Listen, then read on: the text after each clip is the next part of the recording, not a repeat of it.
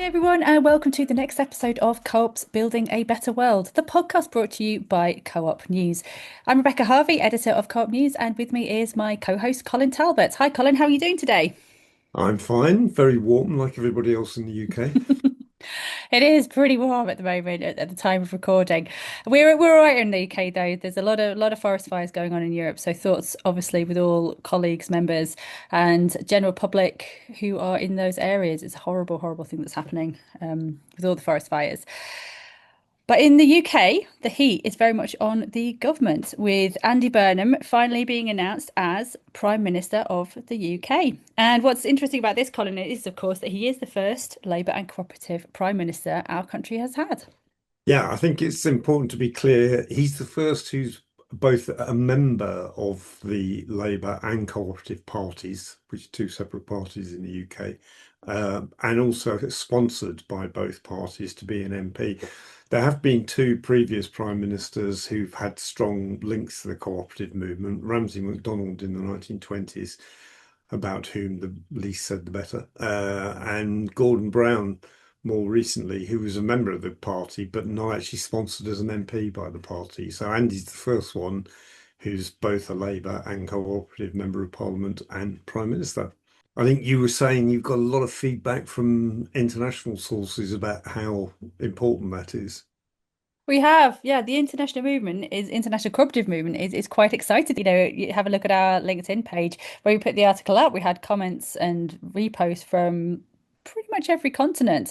One of the most interesting for us actually is from Australia, where the BCCM, the Business Councils of Cooperatives and Mutuals in Australia, also shared this and are hugely invested in this fact. Partly because very recently we actually put a story up on it on yesterday. So yesterday was the 30th of July, basically saying that the Australian Labor Party has also committed to supporting the movement in that country to double the size of the co-op and mutual sector.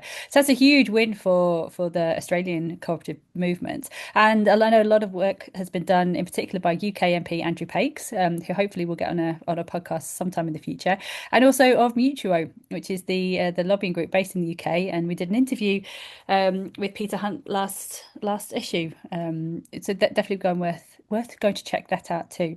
We've had comments from Japan, from Italy, from America. And everyone's incredibly optimistic about the fact that because we have this Labour and cooperative Prime Minister, what is the potential for the cooperative movement in the UK? And I'm not sure anyone's in a position to answer that just yet, are they, Colin? No, I mean, I've got one or two things where I think we're going to see policy changes as a result of this. But the one thing to stress is that here there's been an absolute stunning silence from the political media commentators about the fact that Andy Burnham is a cooperative MP. It's almost been totally ignored, which says something, I think. But I think there's at least three areas where I think we're going to see some really interesting developments. The first is probably the biggest crisis in the UK, which Burnham's been addressing this week, which is the social care crisis, um, providing social care for adults and elderly people. And on that, one of the things that they're proposing or talking about at least is to exclude for-profit organisations from the care sector. In England, this is. And that would create a big space for potential for growth of care cooperatives if it happened, as long as they don't make the mistake they made in Wales when they did this for children's services and managed to exclude cooperatives because they deemed they were for profit. The second area is around utilities. Water is probably the first one.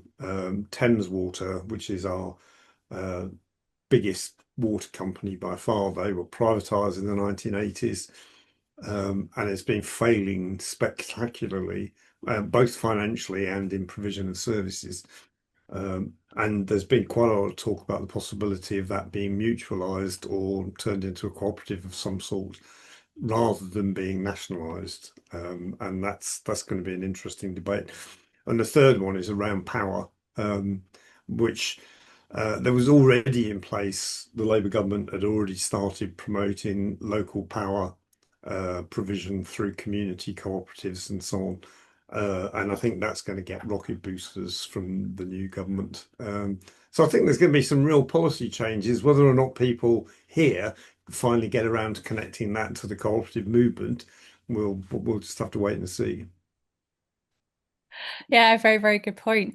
We've mentioned it previously, haven't we, Colin, that actually Andy Burnham has had quite a lot of links with the UK co-op movement. He's been to Co-op Congress, he's been to the Co-op Youth Summit, which we'll talk about in a little bit. And partly that is because he did used to work with Rose Marley, who's the Chief Executive of Co-ops UK. So Rose worked with Andy at Greater Manchester Combined Authority, has done some fantastic work there together.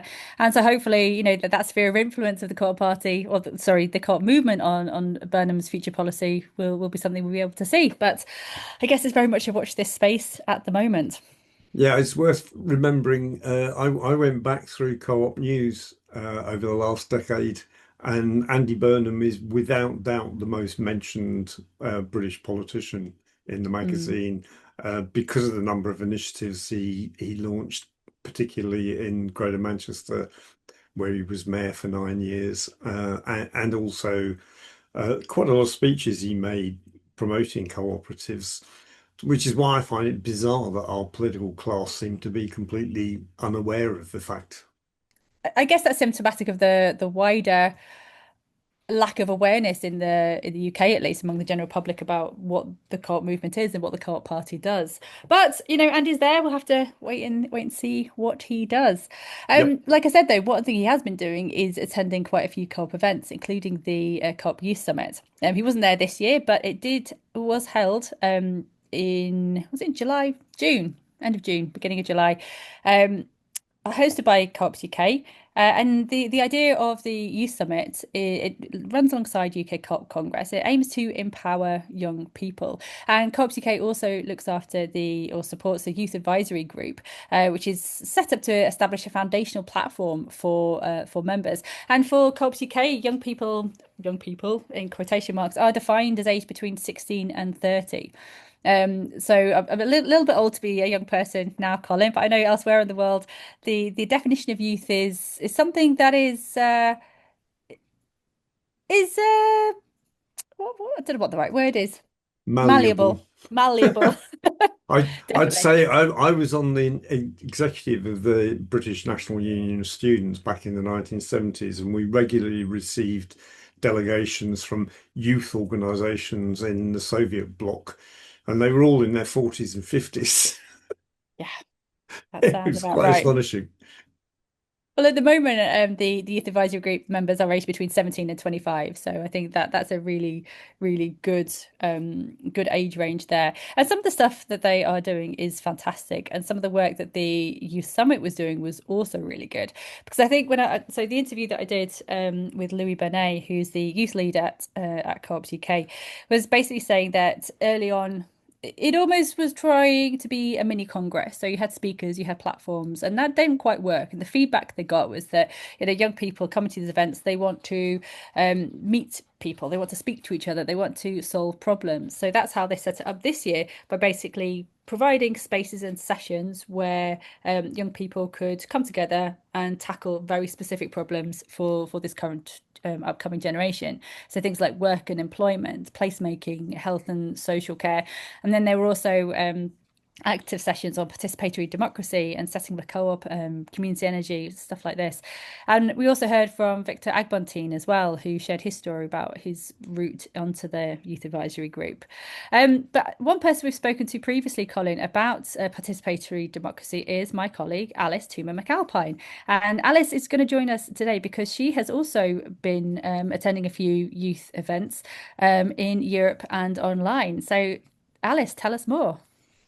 Hello, good to be back.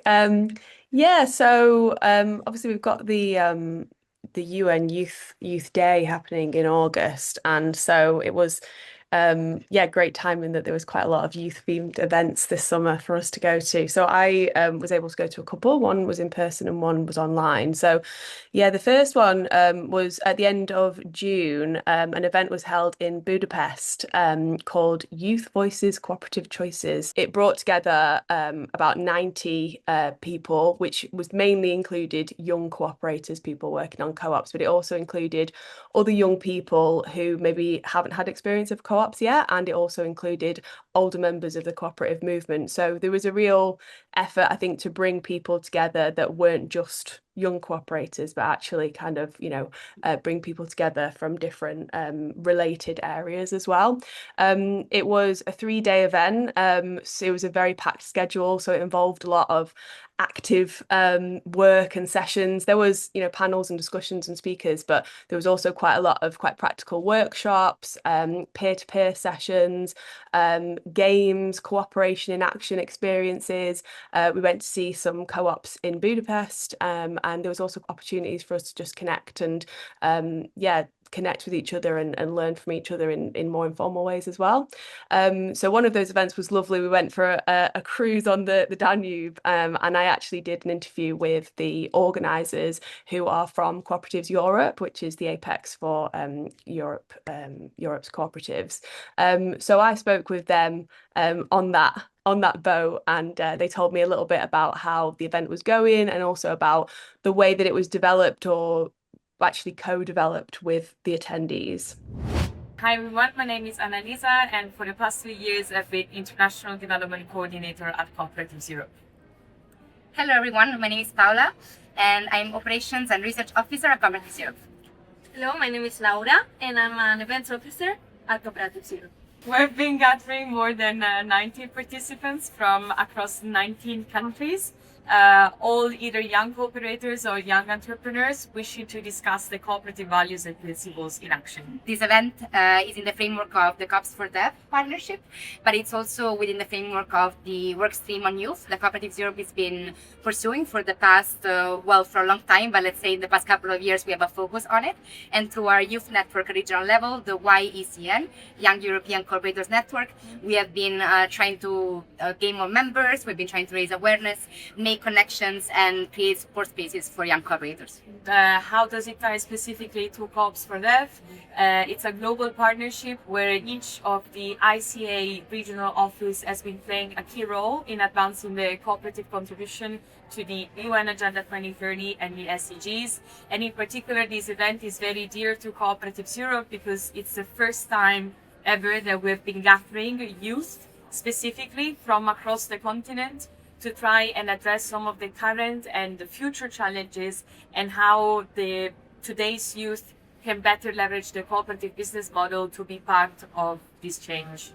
And in this context, the partnership with the YCN and also our local partner, Diakesh, one of our cooperative members from Hungary, has been essential because what we want to do is offer a forum for young people, also try to reach out a bit beyond the movement, so to young cooperators, but again, to young people involved in civil society that would like to learn a bit more about the cooperative model, how that can be a tool for also economic sustainability, for their everyday life, for youth entrepreneurship overall. And the format of how we thought about this event was thought through. So we really wanted to involve the youth in the design of the agenda and in the inputs to the overall activities. So we conducted consultations with the members of the YCN to make sure that all their voices were heard since the beginning. And contrary to the usual formats, we really put it as an action-oriented model where each session was a capacity building and training opportunity for all of them, but also a moment for peer-to-peer exchange on their current challenges and maybe trying to find solutions through their personal experiences, going across sectors and across countries. And it will result tomorrow in the last day, so the third day, in the presentation of these Budapest recommendations named to the city where we being hosted, hoping that these recommendations can be a new starting point for the next actions of Cooperatives Europe on youth entrepreneurship. So the final day of the event culminated in a couple of things. One of them was a live feedback session using a tool called Mentimeter, which is, if people don't know, it's basically a way that you can gather people's feedback in real time in a space, virtual or in person, and you can kind of see all these contributions appear on a screen. And I thought it was quite brave of the organisers to kind of have that feedback session as a live session and respond to the feedback that they were getting about the event in real time. I mean, I think that sort of technology is really interesting. I first started using it about, must be nearly 20 years ago now, because one of the guys at my then university was actually developing some of that technology himself, and lent it to me. And I did this really scary event with, we had about 10 people each from 10 local authority social services departments across South Wales. And we were trying to come up with some collective decisions around some of the things they wanted to collaborate with. And it was a really interesting experience because it did allow for a huge amount of interaction between the participants and for them to actually guide the sessions and set the priorities and actually end up voting on what they saw as being the key things that needed to be done. And the feedback afterwards was amazing because everybody was saying, well, I didn't get everything I wanted. Some of the things I disagree with, but I feel like I've participated in it. I feel much more committed to it than the sort of usual top-down decision making we get, where we've not really had a say in how these things are developed. Maybe Infantino from FIFA could learn something from that. Yeah, it's really interesting to see these different tools being used more and more. And it was a similar thing that I observed in another event that I went to recently called Voices of Change. And it was hosted by the United Nations Food and Agriculture Organization, or FAO, along with ICA Africa and ICA Asia and Pacific. So they co-hosted this online event based on the idea that young people and women in the region of the Near East and North Africa are being disproportionately impacted by challenges around agri-food systems, but at the same time are actually driving a lot of the positive change and solutions in this area. So there's been an ongoing effort between these organisations to create a platform for young people, women and small-scale producers in the Near East and North Africa region to be able to come together and discuss the challenges that they're facing and talk about potential solutions. And so the event that happened in July was part of that kind of ongoing development of this platform. And it was an online event. It was about half a day. It was really inspiring. So many different voices were heard. There was quite a lot of panels. We heard from a lot of different people working in cooperatives in different countries, and heard about the challenges that people are facing in this region. So things like obviously the impacts of climate change, water scarcity, ongoing conflicts and crises, and then really spent a long time talking about the solutions. And again, technology was used in a really, I thought, really refreshing way to give people the opportunity to speak, in the room, but also in breakout sessions, using different tools to, make sure that notes were being taken of, people's contributions. Mentimeter was used again to get people's live answers to questions that were being put out in like a live survey, which was, it's really great to experience that as a participant, because you can see what the consensus is, like you were saying, Colin, in the room, in live time, rather than kind of getting a document afterwards, after it's gone out of your head. So it was really exciting to see that.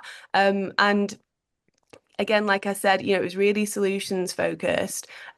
So one of the things that came out quite strongly was this idea of inter-cooperation between members of co-ops, but also between different co-ops in the region as well. And one of the speakers, called Rami Kasaba, from a co-op called Smart Earth based in Jordan, he spoke very passionately about this, and he was talking about how cooperation isn't so much about the co-op itself, it's about the cooperation between people.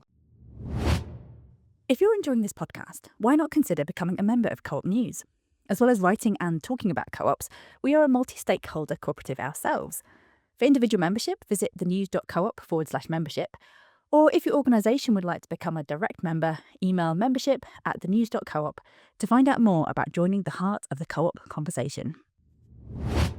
So I think there was definitely some parallels for me between the Cooperatives Europe event and the Voices of Change event, even though they were obviously very different in the sense that, one was in person, one was online, two different regions, different set of challenges, but they both seem to be really making that effort to think about the different ways that we can include as many voices as possible and facilitate those kinds of active solutions-based conversations. And last time I was on here, we were speaking about democratic innovations and how the co-op movement sometimes seems like it can be leading the way in that sense, and other times feels quite far behind and quite traditional. So for me, it was quite inspiring and energizing to see these two events kind of using those types of innovations. And I'm looking forward to seeing where it all goes next.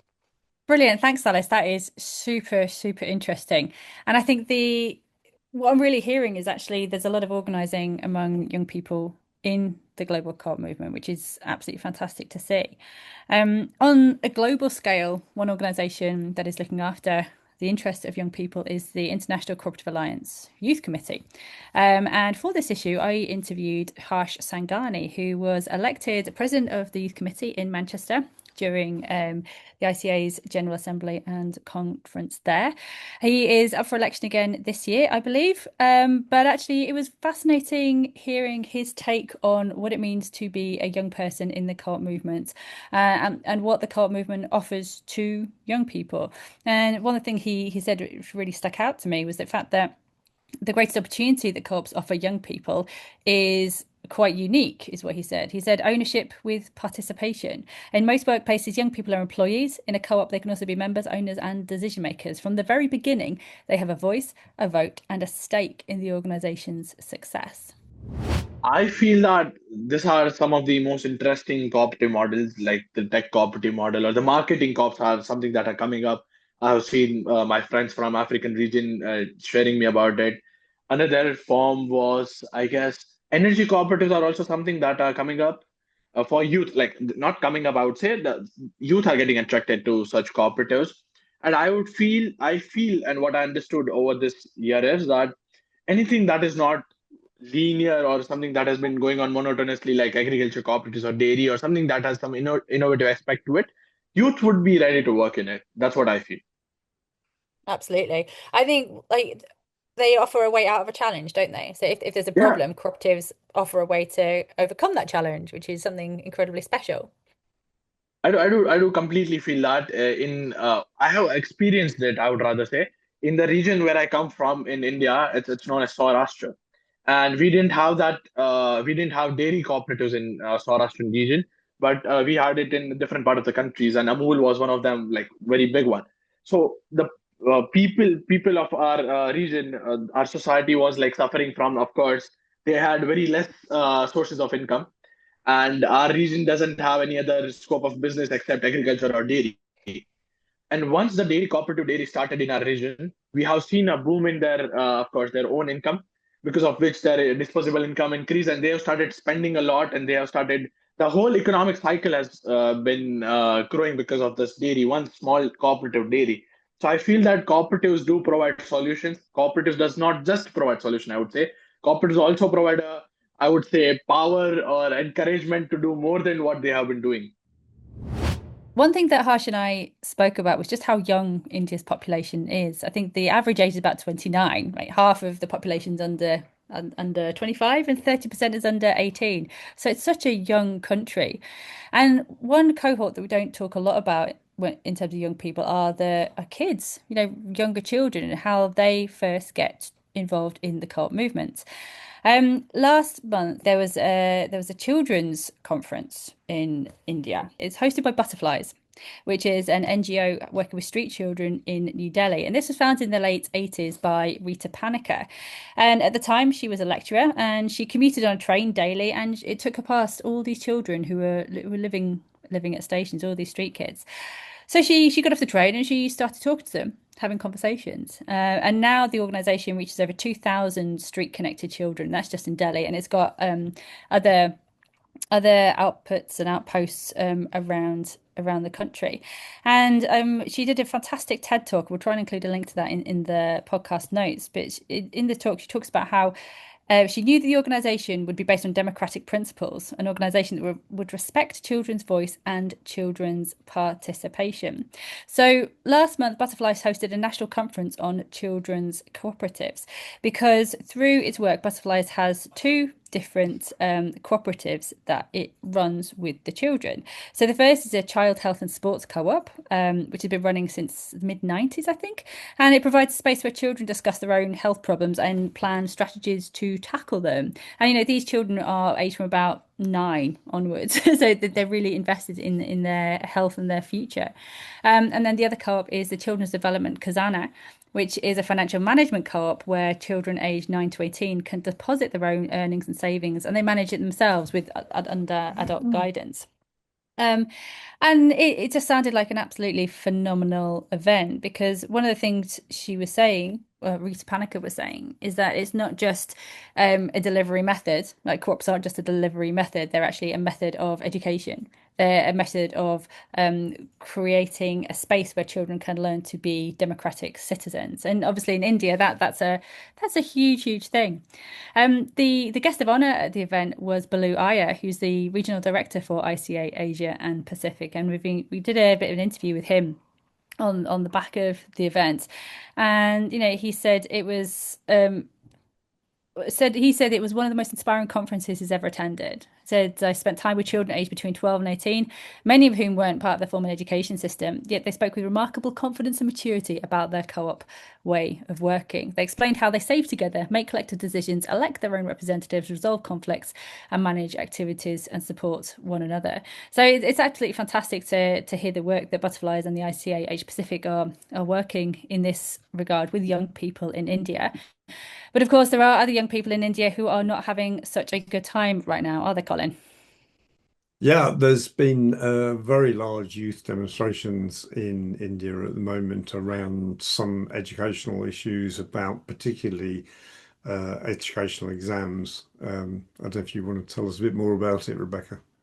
Yeah, absolutely. So it's been on the news a lot. So I imagine a lot of people have heard of this, and it is relevant to co-ops, and I'll come to that in a little bit. But basically, the Cockroach Janta Party, it all kicked off in May, I believe, where India's Chief Justice Surya Kant, and he basically made a comment comparing unemployed young people to cockroaches during a court hearing, and he has since denied it and said, "Oh no, that's not what I've said. I've been misrepresented." But then a young student, Abhijit Dipka, he was so angry. He basically made a remark online saying, "What if all cockroaches came together?"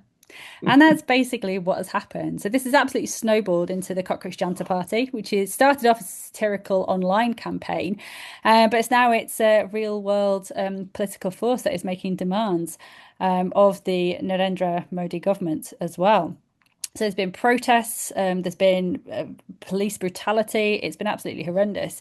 But it did mean that actually the education minister resigned, and he was seen a very close ally of Modi.